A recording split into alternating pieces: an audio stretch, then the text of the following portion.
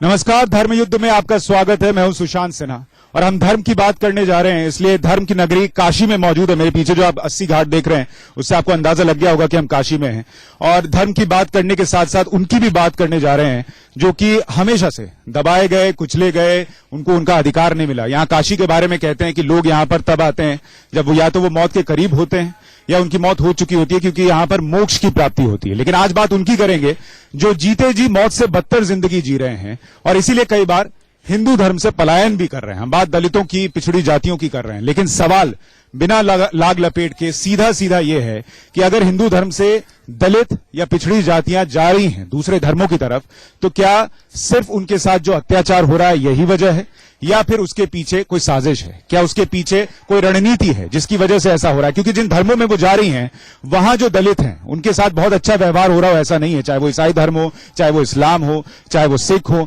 तमाम जगहों पर ऐसे कष्ट हैं। साथ ही अगर वो बौद्ध धर्म अपना रहे हैं तो क्या बौद्ध धर्म अपनाने के साथ उनकी मुश्किलें खत्म हो जा रही हैं? ऐसा भी नहीं है। तो फिर ये क्यों हो रहा है? इस पर बात करने के लिए हमारे साथ बहुत सारे खास मेहमान हैं, काशी के लोग हैं। जितेंद्रानंद जी, मेरा आपसे पहला सवाल यही है कि अभी हमने देखा ऊना में जो दलितों के साथ हुआ, उसके बाद 12 अक्टूबर को 300 से ज्यादा दलितों ने बौद्ध धर्म अपनाया। रोहित वेमुला एक दलित छात्र था, उसने आत्महत्या। पहला सवाल यही है कि अभी हमने देखा ऊना में जो दलितों के साथ हुआ, उसके बाद 12 अक्टूबर को 300 से ज्यादा दलितों ने बौद्ध धर्म अपनाया। रोहित वेमुला एक दलित छात्र था, उसने आत्महत्या की परेशान होकर, तो उसके मां और भाई ने बौद्ध धर्म अपना लिया। और ऐसी बहुत सारी घटनाएं जो हैं वो हो रही हैं। लाखों की संख्या में लोग बौद्ध धर्म अपना रहे हैं या इस्लाम में जा रहे हैं या ईसाई धर्म अपना रहे हैं। ये सब कुछ सिर्फ प्रताड़ना की वजह से हो रहा है, दबाए जाने की वजह से हो रहा है, या इसके पीछे कोई रणनीति है, कोई साजिश है? आप उस शहर में यह सवाल पूछ रहे हैं जिस शहर में सत्य हरिश्चंद्र डोम के हाथ बिक जाते हैं, जहां पे रैदास गुरु होते हैं, कबीर दास गुरु होते हैं, इसमें से कोई भी ब्राह्मण अथवा क्षत्रिय परिवार से नहीं आता है। और फिर जहां तक सनातन हिंदू धर्म की बात है, इस पूरी प्रक्रिया के अंदर हमारे यहाँ गुजरात, जहां ऊना की आपने बात की, वहां भी सहजोबाई, तो सहजोबाई के गुरु चरणदास शूद्र प्रजाति से आते थे जातिगत तरीके से। असल में पूरी एक राजनीतिक साजिश है। जब भी धर्मांतरण हुआ हजारों सालों से, ये कोई मैं आज के धर्मांतरण की चर्चा नहीं कर रहा, तो तलवार के नोक पे हुआ। औरंगजेब का कालखंड हो, नादिर शाह का कालखंड हो, ये तलवार की नोक पे होने वाले धर्मांतरण थे। और वो धर्मांतरण ईसाइयों के कार्यकाल में आते ही ये पेट्रो डॉलर के बूटे बदल करके अंततोगत्वा धर्मांतरण का जो मूल लक्ष्य होता है, स्वामी विवेकानंद ने कहा कि धर्मांतरण वास्तव में राष्ट्रांतरण है। एक राष्ट्र का के प्रति निष्ठा व्यक्ति बदलता है। ये भी तो सच है ना कि ऊना में जो दलितों के साथ हुआ उसके बाद किसी को भी ये लगेगा कि यार मैं अगर ये सब होने के बाद ये सब सह रहा हूं तो मैं क्यों ना धर्म बदल लूं यहाँ करने में। एक तो रोहित वेमुला दलित नहीं था, और जो ऊना के अंदर दलितों को करने वाले लोग थे उसमें से कोई भी व्यक्ति ऐसा नहीं था कि जो किसी हिंदू संगठन से जुड़ा हुआ हो और अचानक एक राजनीतिक दल के नेता के द्वारा उसका वीडियो बनाया जाना, उस वीडियो को फिर से वायरल करना, पूरे देश में एक मैसेज देना, ये सब कुछ एक षड्यंत्र की बात हुई। दक्षिण भारत में बहुत हो रहा है, हर जगह हो रहा है। क्या हर जगह राजनीतिक साजिश है? और किसकी साजिश अगर है तो? दक्षिण भारत के अंदर जिस धर्मांतरण की आप चर्चा कर रहे, कांची के शंकराचार्य के नेतृत्व में कांची से काशी यात्रा आई थी। 1986 में 36,000 हिंदुओं का धर्मांतरण हुआ था एक साथ, और उनकी यात्रा के बाद 76,000 वो जो दलित ईसाई बने थे वो पुनः हिंदू धर्म में वापस चले गए। जब ये वापस जाते हैं अपने धर्म में, जिसको घर वापसी कहते हैं, तो उसके खिलाफ तो पूरे देश में वातावरण खड़ा कर दिया जाता है।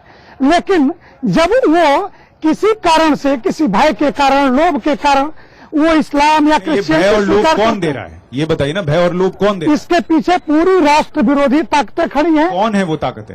अभी 14,000 एनजीओ जो इस देश में FCRA से प्रतिबंधित किए गए, उसमें से एक भी एनजीओ हाई कोर्ट अथवा सुप्रीम कोर्ट में ये कहने नहीं गया कि हमारे साथ अन्याय हुआ है और हम जो पैसा विदेशों से ले रहे थे वो गलत था। ठीक और है, तत्काल का आपका उदाहरण ये जाकिर कहना है नाइक कि का प्रकरण विदेशों है। से भी पैसा आ रहा है जिसको कि यहाँ लगाया जा रहा है धर्म परिवर्तन के लिए। पवन सिन्हा जी, क्या ये बात, इससे आप इत्तेफाक रखते हैं कि बाहर के मुल्कों से भी पैसा आ रहा है, और अगर वो पैसा दे रहे हैं तो फिर दर्शकों को ये भी समझना होगा कि क्यों दे रहे हैं, उनका क्या फायदा है इसमें? अगर यहाँ पर हिंदू धर्म से दलित या दूसरी पिछड़ी जातियां जो हैं वो अगर दूसरे धर्म में जाते हैं तो विदेशी मुल्कों का क्या फायदा है, राजनीतिक दलों का क्या फायदा है, अगर ऐसा है तो? इसको बहुत गहराई से समझना होगा। देखिए, पहली जो आक्रमणकारी की जो पहली क्रिया होती है वह होता आक्रमण करना, और दूसरी क्रिया होती है उसकी उपनिवेश बनाना। जो उपनिवेश बनाया जाता है भारत जैसे समाज में, समाज को तोड़कर ही बनाया जा सकता है, अन्य किसी तरीके से उपनिवेश बन ही नहीं सकता। और जब तक ये समाज भारत का अखंड है, नहीं टूटता, तो पूरी दुनिया की ताकत नहीं है भारत को किसी भी हद से कमजोर कर सके।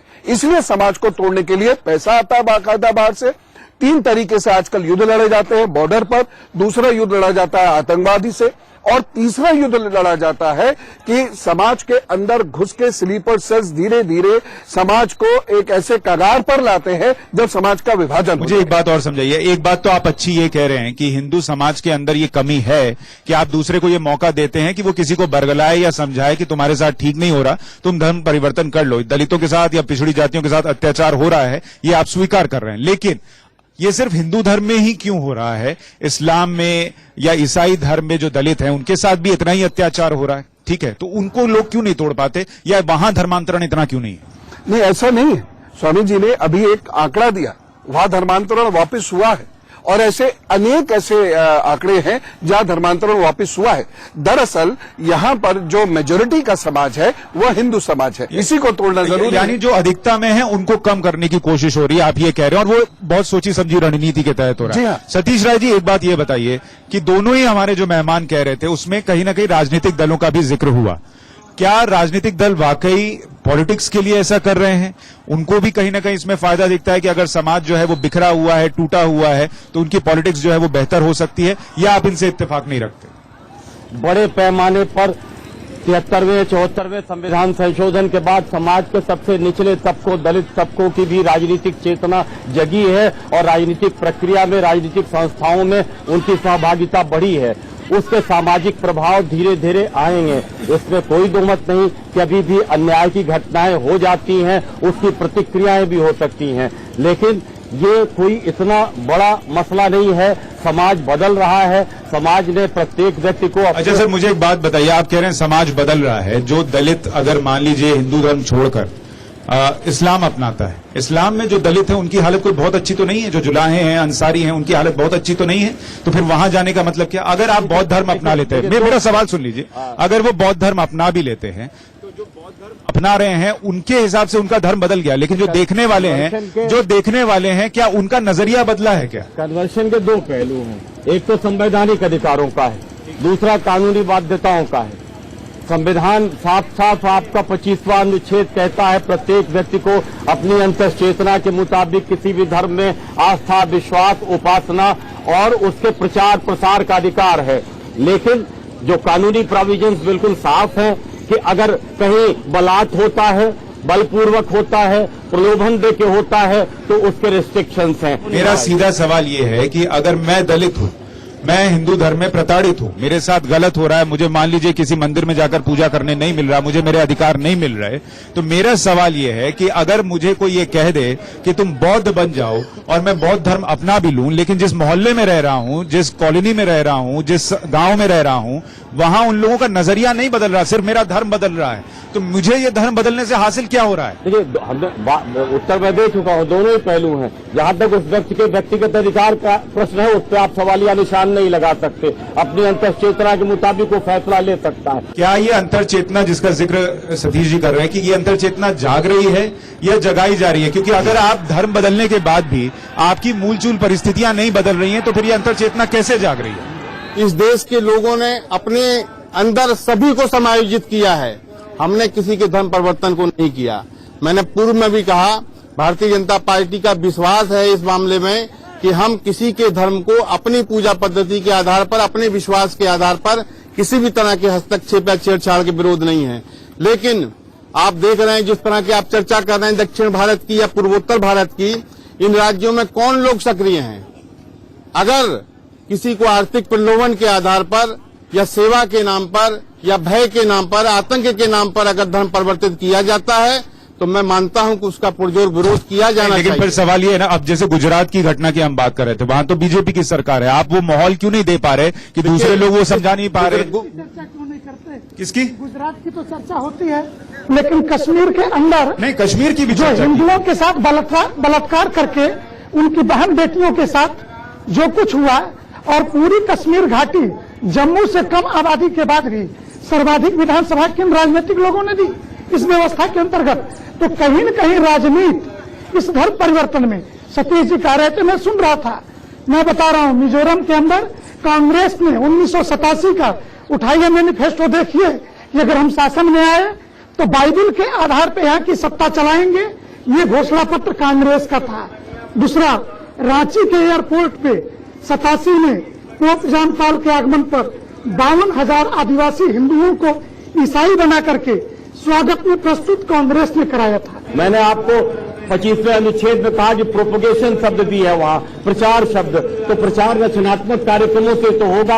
आपके रचनात्मक कार्यक्रम से, आपके धर्म प्रचार से हमारा मत परिवर्तन हो सकता है। आपने आसाम में बांग्लादेशी घुसपैठियों को बुलाकर उनके राशन कार्ड बनवाए, पूरे देश की निष्ठा बदल गई। 36 विधानसभाएं वहां एक जाति, एक धर्म विशेष की बाहुल्य पर निर्वाचित हो रही हैं। मेरा सवाल ये है कि इस्लाम के अंदर अगर जो दलित हैं उनकी स्थिति ठीक नहीं है, मैं एक रिपोर्ट पढ़ रहा था, मोहम्मद शब्बीर अंसारी हैं, all India Muslim OBC front के अध्यक्ष हैं, उनकी बेटी की शादी जो है वो होते होते टूट गई, ये कहते हुए लड़के वालों ने ये कह दिया कि वो जुलाहे कम्युनिटी से आते हैं, उनको पता नहीं था, इसलिए उन्होंने शादी बाद में पता लगने के बाद तोड़ दी। तो अगर ये स्थिति है मुसलमान समाज के अंदर भी, इस्लाम समाज के अंदर भी, तो फिर लोग इस्लाम में क्यों जा रहे हैं? जिसका खुलासा यह है कि ये जो बिरादरी, समाज और खानदान और ये सारी चीजें बनी हुई, ये सिर्फ एक दूसरे को पहचानने के लिए, इस बिना पर नहीं कि कोई अपने आप को बिरादरी की बुनियाद पर अपने आप को ऊंचा कहे, किसी को नीचा समझे, ऐसा इस्लाम में कुछ नहीं है। अगर कहीं कोई इस तरह की घटना होती है कि कोई बड़ी जात वाला छोटी जात वाले को नीचा समझकर उसके साथ अत्याचार करता है, ये उसका अपना जाति फेल है, उसको इस्लाम के साथ जोड़ना सही नहीं ठीक है, पवन जी कुछ जोड़ रहे हैं इसमें, पहले मेरे पास भी सवाल है लेकिन आप बोलिए। एक बहुत मुख्तसर सी बात कहना चाहता हूँ, किसी भी धर्म ग्रंथ में ऐसी बात नहीं है, लेकिन धर्म ग्रंथ में होना अलग बात है, प्रैक्टिस में क्या है ये अलग बात है। इससे तो आप इत्तेफाक रखेंगे बातिन साहब कि आप इस्लाम के अंदर सब बराबर हों, ये लिखा है, ये अलग बात है, लेकिन जो हो रहा है वो तो वो नहीं है। तो फिर इस्लाम छोड़कर लोग दूसरे धर्म में क्यों नहीं जा रहे, और जो लोग इस्लाम में आ रहे हैं वो क्यों आ रहे हैं अगर वहां स्थिति पहले ही बेहतर नहीं है? अगर देखिए इस्लाम के अंदर किसी दबाव की बिना पर आ रहे हैं, किसी लालच की बिना पर आ रहे हैं, तो हमें नहीं लगता कि, देखिए मैं इस पोस्ट पे 16 सालों से हूं और 16 साल से के अंदर लगभग 200 लोग मेरे हाथ पे मुसलमान हुए और मेरे पास उनका पूरा हलफनामा है, और हलफनामे के अंदर उन्होंने वाज़ेह तौर पर लिखा है कि हमने सिर्फ आस्था की बिना पर हमने इस्लाम धर्म को किसी लालच में या दबाव में नहीं। ठीक है, और उन 200 लोगों की जिंदगी इस्लाम में आने के बाद बिल्कुल बदल गई। अब वो कहाँ के रहने हैं, हम उसके जिम्मेदार नहीं है। तो आपने उनसे पूछा नहीं, कभी संपर्क नहीं किया कि तुम जिस समाज से तंग होकर आए, समाज धर्म की से तंग होकर जिम्मेदारी आए, बनती है, इस्लाम में आने के बाद तुम्हें क्या हासिल हुआ ये आपने नहीं पता किया। समाज की जिम्मेदारी बनती, भाई हम पता लगाने का मतलब मैं बुला कर लोगों को इस्लाम में, तो मैं उसकी सूची रखूं, एड्रेस रखूं तो पूछूं, ऐसा नहीं है। कौन कहां से आ रहा है ये मेरी जिम्मेदारी है। फादर जयमिन, आप हमारे साथ जुड़ गए हैं।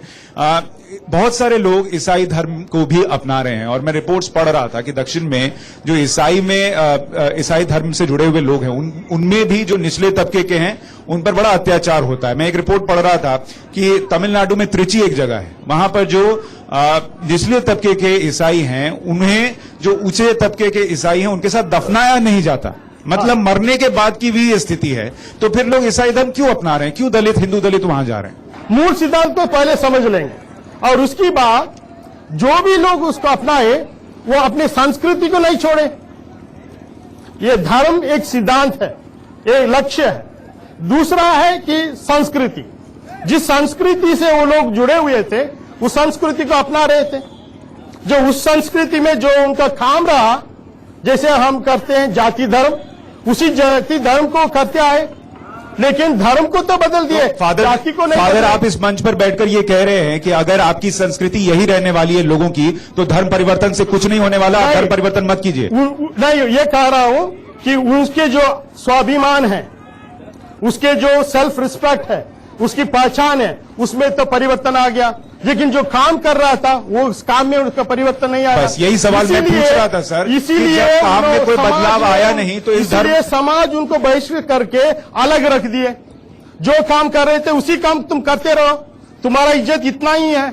इसीलिए उन्होंने आपके हिसाब से सर, आपके हिसाब से धर्म बदलने की नहीं, काम बदलने की जरूरत है। हाँ, धर्म के साथ साथ उसकी जो आध्यात्मिक श्रेय है, उसके साथ साथ उसकी स्वाभिमान भी बढ़ना चाहिए, और आध्यात्मिकता के साथ साथ मानवता की उत्थान भी होना चाहिए। जितने भी लोग ईसाई धर्म के लिए जाते हैं उनको आप ये सलाह देंगे कि धर्म मत बदलो, अपना काम बदलो, तुम्हारा जो ये जो स्थिति है वो अपने आप बदल जाएगी। वही तो आते आ रहा है ना। आप ज्यादातर देख रहे होंगे हम लोगों के संस्थाएं कितने होंगे, हजारों छात्र पढ़ते हैं, हजारों मरीज सेवा लेते हैं, लेकिन वो सब के सब तो धर्म परिवर्तन नहीं करते कि किसी के नहीं मिला। वो तो वो खुद ही कह रहे कि नहीं मिला, उसको बदलने की जरूरत सब एफर्ट्स करने की आवश्यकता क्या है? इतने कहने पर भी, इतने करने पर भी परिवर्तन समाज में नहीं हो रहा है।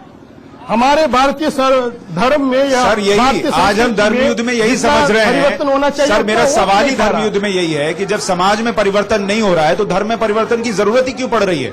क्योंकि आप एक मुश्किल से निकलकर दूसरी मुश्किल में फंस रहे हैं, तो फिर आप ये धर्म परिवर्तन किस लिए कर रहे हैं? इसका उत्तर मैं दे रहा हूँ जी। मैं उस बात अम्बेडकर के समय में जब आजादी के पहले ये धर्म के आधार पर निर्वाचन क्षेत्रों की व्यवस्था करने की शुरुआत हुई, और उसके बाद से लोगों के समझ में आया कि हमारी आबादी अगर ज्यादा रहेगी तो शासन हम करेंगे।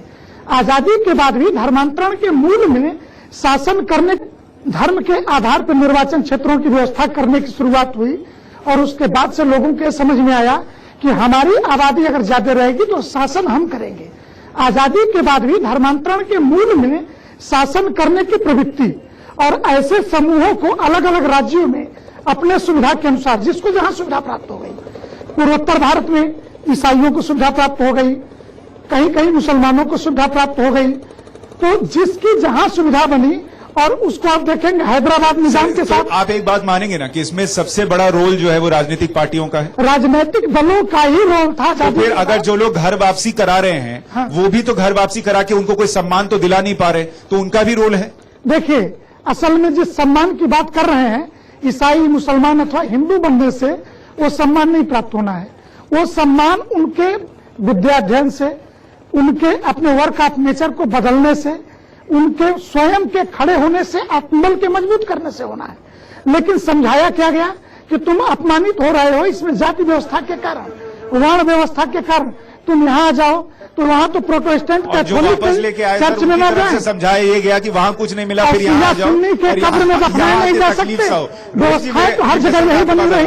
रोहित जी ये बताइए कि ये जो पूरी परिस्थिति बन रही है इसमें राजनीतिक पार्टियों का किरदार है, ये तो बहुत सारे लोग कह रहे हैं, लेकिन इसमें क्या पैसे का भी किरदार है? बगैर अर्थ के तो आप कुछ कर ही नहीं पाएंगे। धर्म परिवर्तन भी करना तो कहीं ना कहीं थोड़ा सा लालच तो चाहिए।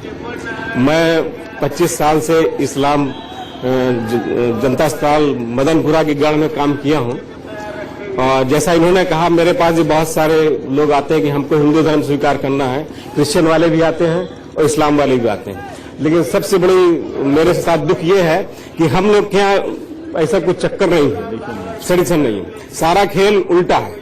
इस्लाम कहता है आ जाओ मेरे पास, क्रिश्चियन कहता है मेरे पास आ जाओ, लेकिन हिंदू बेचारा कहते नहीं तुम मेरे पास आ जाओ। दूसरा, मैं कभी कभी सोचता हूं कि अगर मान लो मुझे इस्लाम स्वीकार करना पड़ा तो मैं पहला काम क्या करूंगा? पहला काम जानते हैं मैं क्या करूंगा?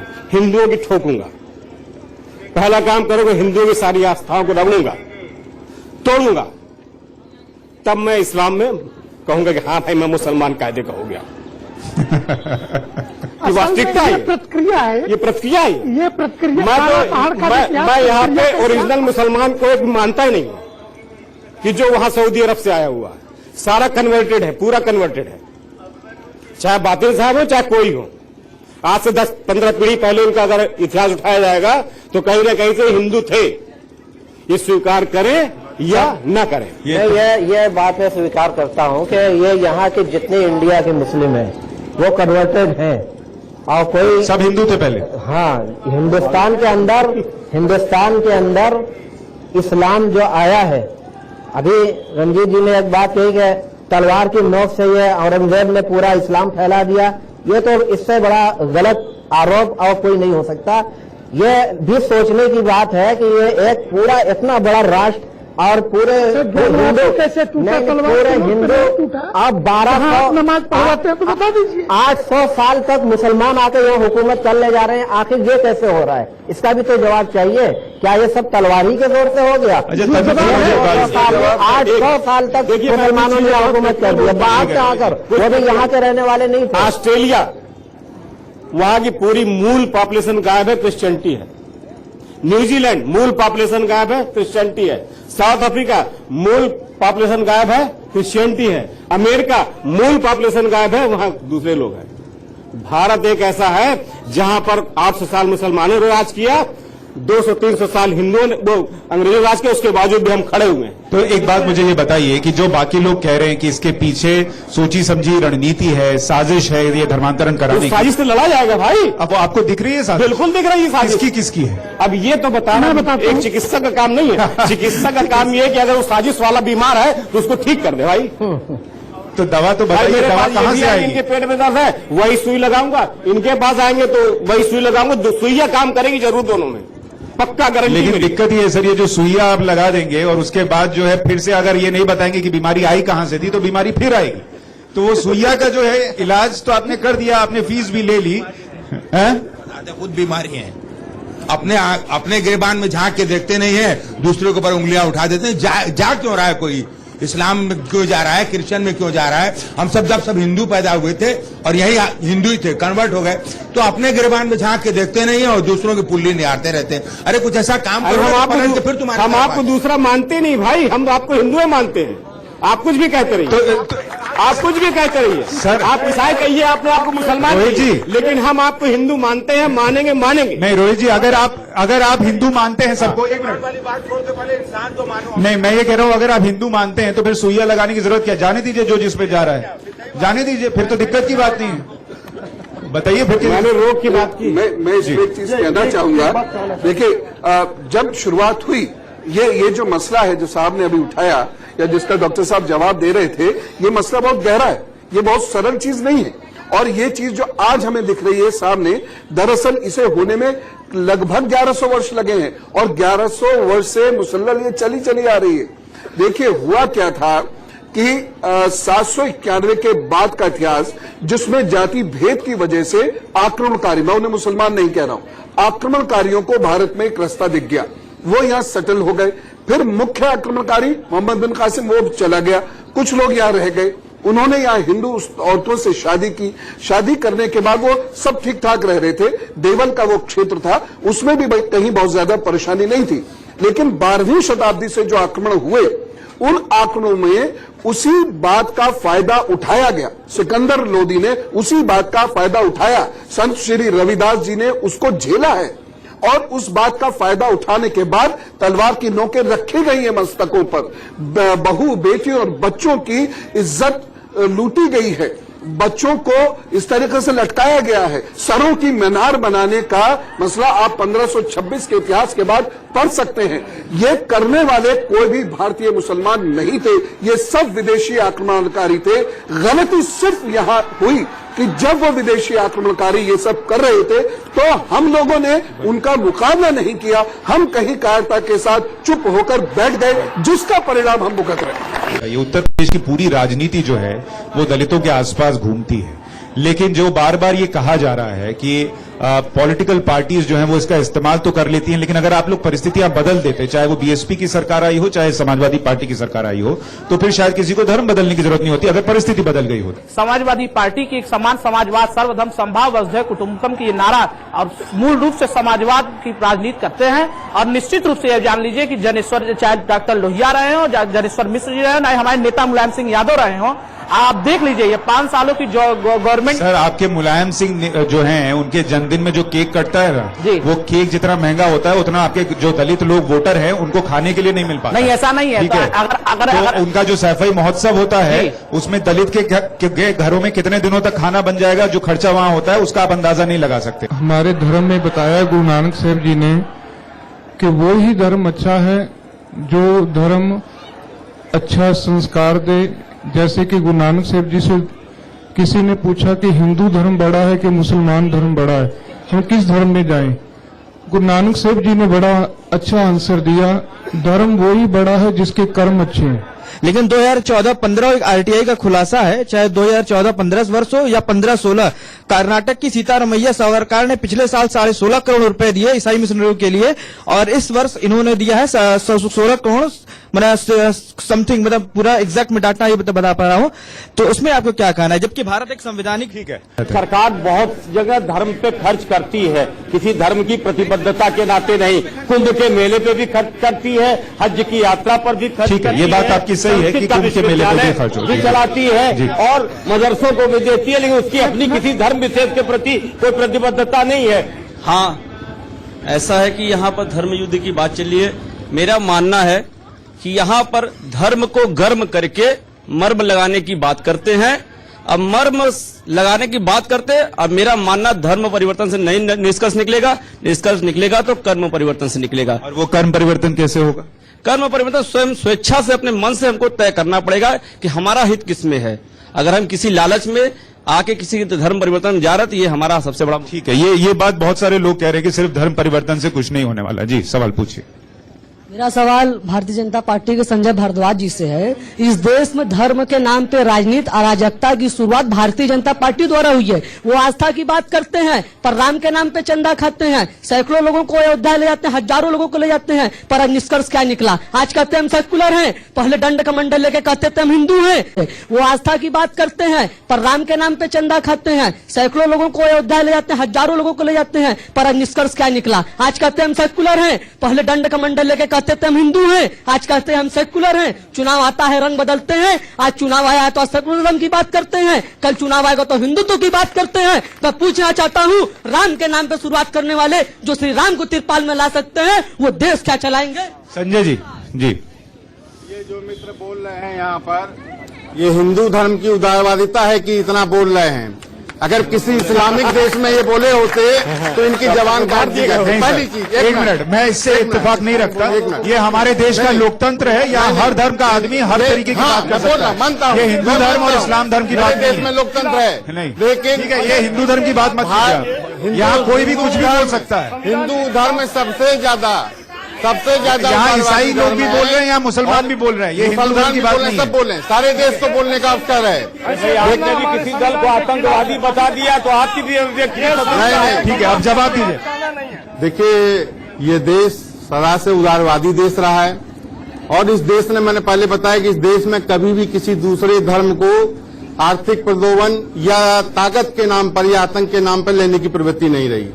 भारतीय जनता पार्टी उस देश के मर्म को समझती है जिस दौर में ये देश 800 साल तक इस्लाम का गुलाम रहा है, उस मर्म को समझती है जिस मर्म में ये अंग्रेजों का गुलाम 300 वर्ष रहा है। सर, भारतीय जनता पार्टी, वो जो कह रहे हैं, भारतीय शब्दों को कभी भी प्रलोभन के आधार पर। क्या ये प्रलोभन नहीं है कि आप एक हिंदू धर्म से ये कहें कि हम राम मंदिर बना देंगे, हर बार कहें और वो प्रलोभन देने के बाद जब वोट पड़ता है तो आपको ना बनाए? ये प्रलोभन नहीं है? देश की सांस्कृतिक विरासत है, हर हिंदू का धर्म, हर हिंदू की आस्था राम के प्रति है। वो प्रलोभन नहीं है क्या कि आप बार बार बोलते हैं लेकिन वो बनता नहीं है? बिल्कुल बनना, क्यों नहीं बन रहा? कब बन रहा है? विषय हाईकोर्ट के, सुप्रीम कोर्ट के अंदर है। तो फिर आप उसको हटा दीजिए, आप कहिए हाईकोर्ट तय करेगा, हम नहीं। देखिए, राम मंदिर के मार्ग में जितनी भी बाधाएं उनको दूर करने का काम भारतीय जनता पार्टी शुरू से कर रही है।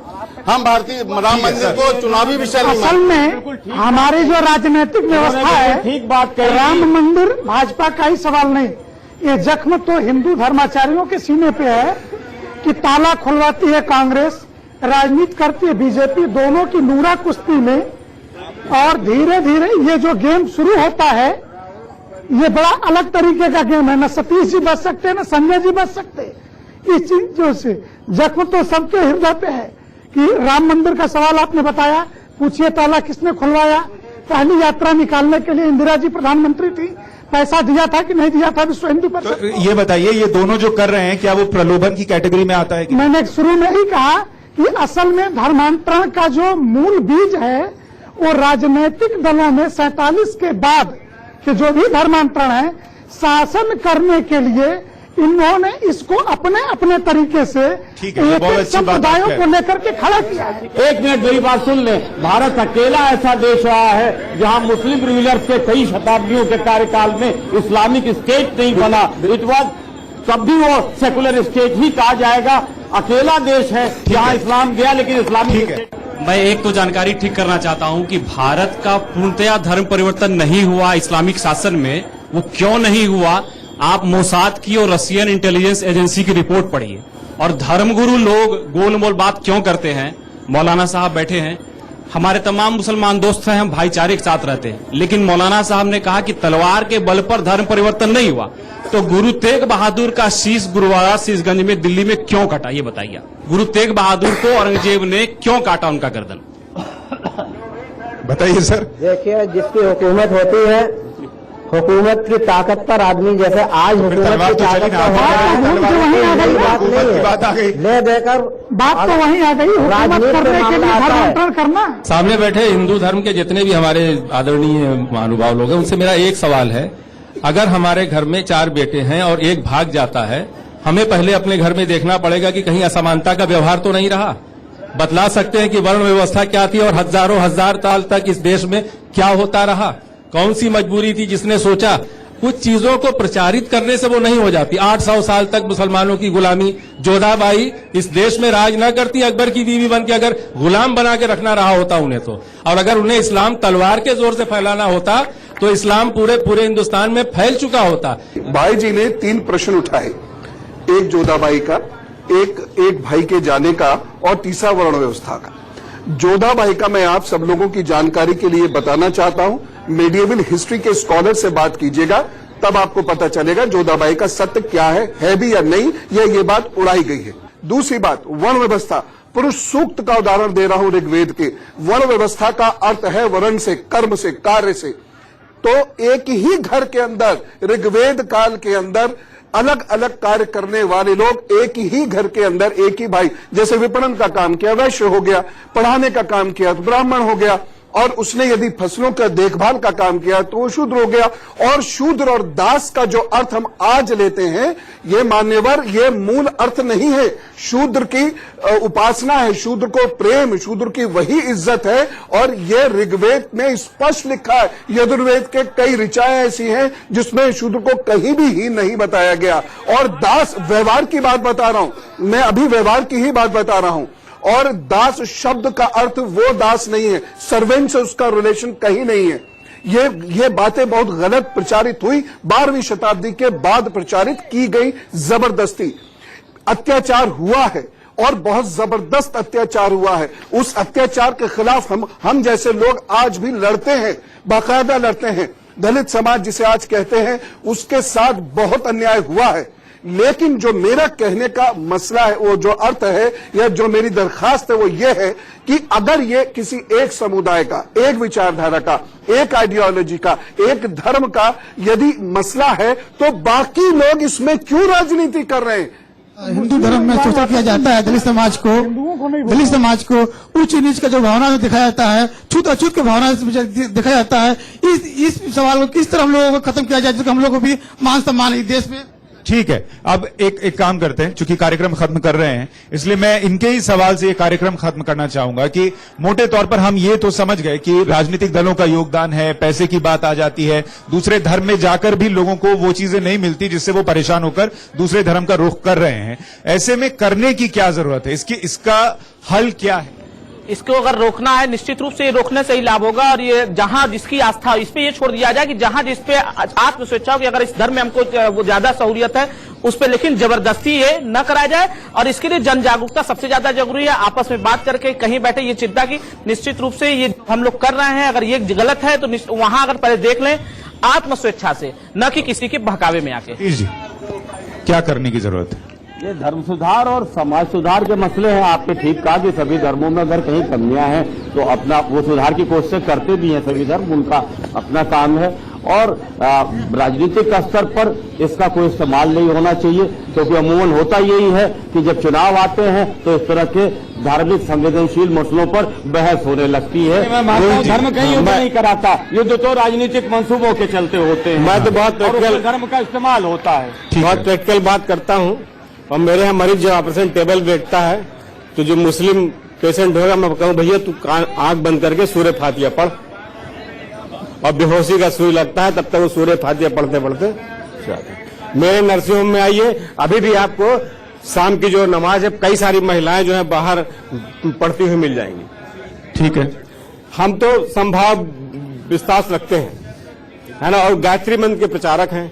सूर्य फातिहा में एक भैया तुम मेरे को मालूम नहीं है, अल्लाह तू मुझको ले चल मेरे सही रास्ते पर। गायत्री मंत्र भी यही कहता है भैया मुझे नहीं मालूम, मेरी सद्बुद्धि को अच्छे रास्ते पर चला।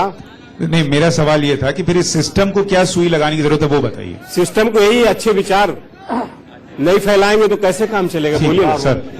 देखिए, इस्लाम के प्रति धर्म परिवर्तन की जहाँ तक बात आती है, इस्लाम का बिल्कुल वाज़ेह तौर पर कुरान में ये आया है कि ला इकराह फिद्दीन, दीन के अंदर कोई जबर और दबाव जबरदस्ती नहीं है। आदमी आता है, उसको स्वीकार किया जाता है, सम्मान दिया जाता है। जैसा कि अभी आपने कहा कि इस्लाम धर्म में आने के बाद भी वो परेशान रहता है, ऐसा नहीं है।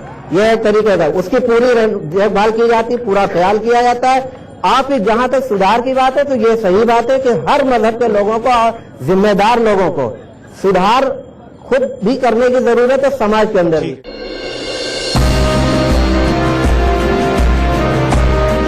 भारतीय संविधान में जो सभी धर्मों के प्रति समान सम्मान की बात कही गई है, अगर उसका अनुसरण ये संविधान की दुहाई देने वाले सभी दलों के राजनेता कर लें और धार्मिक मसले को उस धर्म के धर्माचार्यों, सनातन धर्म की तो पूरी व्यवस्था है, हम 3 साल पे कुंभ के मेले लगाते हैं, उस कुंभ के अंदर चर्चा करते हैं, सभी धर्माचार्य मिलते हैं।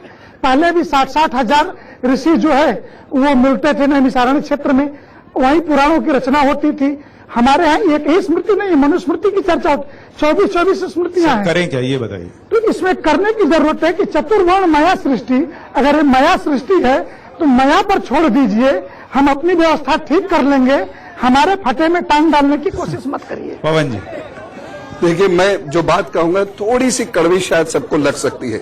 एक तो उन साहबा ने और उस भैया ने जो बात कही है वो है स्वाभिमान की। स्वाभिमान जो हिंदू धर्म में बहुत सारी ऐसी जातियां हैं जिनके स्वाभिमान का ध्यान नहीं रखा गया, ये गलत है और इसे सुधारने की तुरंत कोशिश करनी चाहिए, एक बात। लेकिन साथ साथ में एक बात ये जरूर कहना चाहूंगा, आज के जो पॉलिटिकल हालात हैं, बड़ा दुख होता है मुझे ये सोचकर कि मुसलमान साहिबान और दलित भाई, ये सिर्फ इनकी जो कीमत लगाई जाती है, सिर्फ एक वोट लगाई जाती है, इनको इंसान समझा ही नहीं जाता और इसलिए सारे मसाइल खड़े किए जाते हैं जानबूझकर, सिर्फ वोट के लिए, और राजनीतिक दल इसके लिए दोषी है। सर, भारतीय जनता पार्टी का विश्वास है कि संविधान में जो सभी धर्मों के लिए एक समानता की बात है, उसी के आधार पर सारे लोगों को छूट है और मिलनी भी चाहिए कि वो अपने धर्म की पूजा पद्धति या अपने धर्म के प्रति विश्वास रखें। लेकिन मैं इतना जरूर कहना चाहूंगा कि अगर किसी भी लालच प्रलोभन से अगर धर्म परिवर्तन किया या कराया जाता है या उसको बढ़ावा दिया जाता है तो इससे देश का बहुत बड़ा नुकसान होता है। पहली चीज, देश का भूगोल बदलता है, देश की संस्कृति बदलती है और देश की मूल आस्था के प्रति उस व्यक्ति की निष्ठा बदलती है। तो इस खतरे को भारतीय जनता पार्टी जानती है, लेकिन हम किसी भी तरह के धर्म परिवर्तन, चाहे वो प्रलोभन पर हो, चाहे वो ताकत के बल पर हो, उसके विरोध में है। ठीक है, और उसका समर्थन आखिरी में ये मैं कहना चाहूंगा कि मानव जो है, मानव समान है। ये पूरे संसार के, पृथ्वी के जितने भी मानव हैं वो सब बराबर है। कई बार जो बातें जो है कड़े शब्दों में नहीं समझ में आती, वो 2 लाइनों के शेर में समझ में आ जाती है। मैंने कल ओझा जी से भी कहा था कि मेरी एक लाइन रहेगी, उसी पर आज खत्म भी करता हूं कि पहले नेक इंसान बनो, फिर किसी धर्म की पहचान बनो। Thank you. बैठ जाए कार्यक्रम का। देखिए, ये जितनी जल्दी में है यहाँ से छोड़कर जाने के लिए, आप उतनी जल्दी अपना धर्म छोड़ने के लिए मत लीजिए। बहुत सारे लोगों ने बहुत सारी बातें कही हैं, उसको आप समझिए और ये समझने की कोशिश कीजिए कि अगर आप किसी धर्म को छोड़कर दूसरे धर्म में जा रहे हैं तो वहां क्या हासिल करने वाले हैं। जो आपको ऐसा करने के लिए कह रहा है वो क्या हासिल करने वाला है आपके धर्म बदलने से। और इस बात को अगर आप समझेंगे तो जिस घाट पर हम खड़े हैं, 80 घाट, वैसे ही